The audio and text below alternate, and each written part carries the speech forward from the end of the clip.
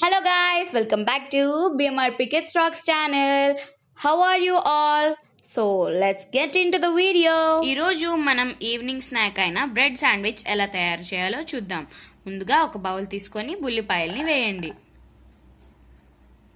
ఇప్పుడు దానిలోకి చిన్న చిన్నగా ముక్కలుగా కట్ చేసి పెట్టుకున్న టమాటా ముక్కల్ని వేయండి.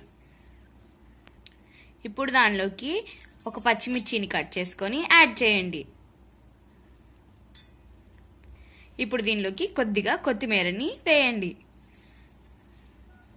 ఇప్పుడు దీనిలోకి కొద్దిగా సాల్ట్ని వేయండి.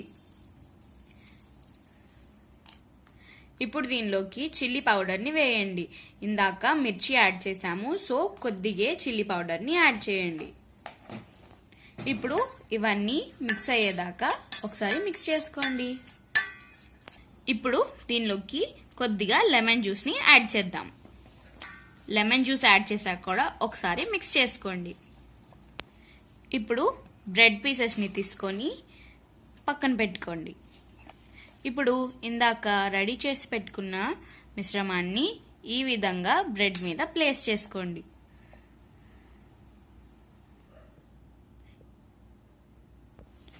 ఈ విధంగా బ్రెడ్ పీస్ మీద ఇందాక తయారు చేసి పెట్టుకున్న మిశ్రమాన్ని ఈ విధంగా ప్లేస్ చేయండి. ఇప్పుడు వేరే బ్రెడ్ సైజ్ తీసుకొని ఈ విధంగా దాని మీద పెట్టి ఒకసారి ప్రెస్ చేసుకోండి. చూస్తున్నారు కదా, 3 శాండ్విచ్లు అయితే రెడీ అయిపోయాయి. ఇప్పుడు వీటిని ఫ్రై చేసుకోవడమే.